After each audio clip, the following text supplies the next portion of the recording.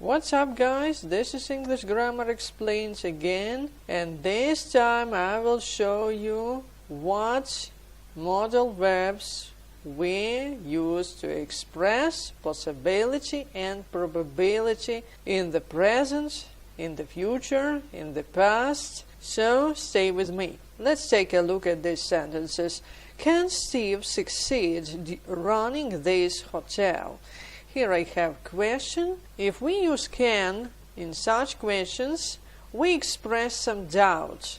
We are not sure. I am 50% sure Steve can be successful. And I express my doubt. Okay, what about number 2? It can be rainy tomorrow. Here again I use can. And with this sentence, I basically mean that I'm 50% or just a bit less than 50% sure that it will be rain tomorrow. Okay, what about number 3? You could have been in time for work yesterday. Here, I use could. And as you see, I use perfect infinitive.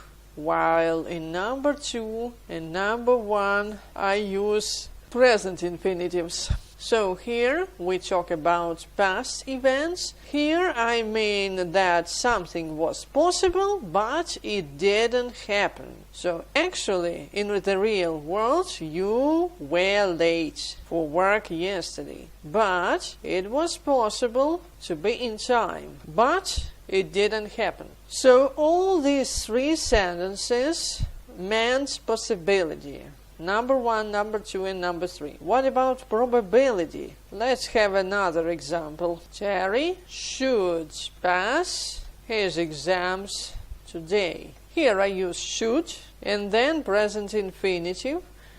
So I talk about events today, in the present basically, and here I'm not really sure he will pass his exams today or not. Perhaps I even don't know whether he will pass or will not, but there is some probability that he will. It is probable. So we have 4 different cases, questions, possibility of future events, probability of present events, and some possibility for something to have happened in the past, but it really didn't happen. Here we see can, could, should, so it's time for some systematization, if you will.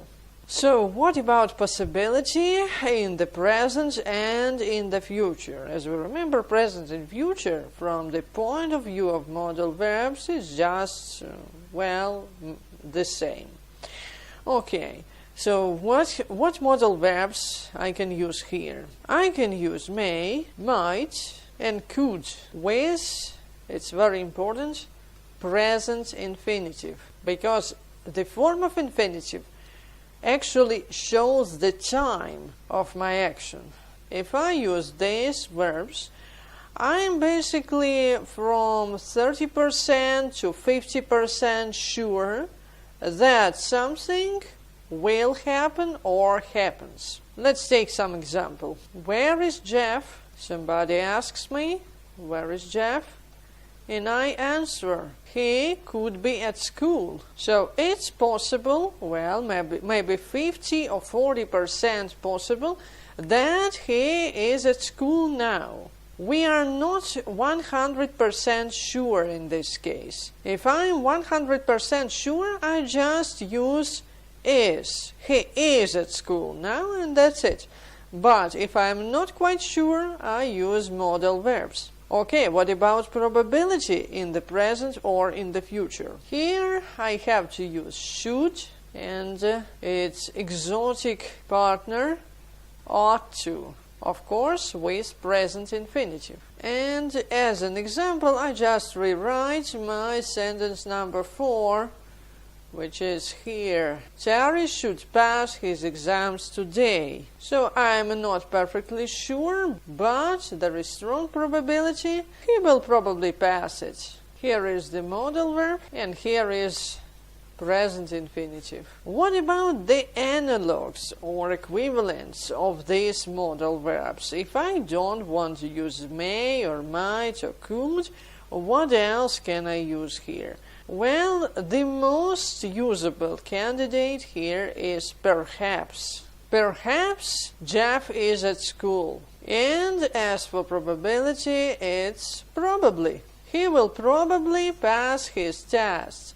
Okay, what about past events? Well, nothing fancy, just the same modal verbs, but with perfect infinitive, and this is the difference. So if I want to express some possibility in the past, something was possible to happen, I use again may, might, or could plus perfect infinitive.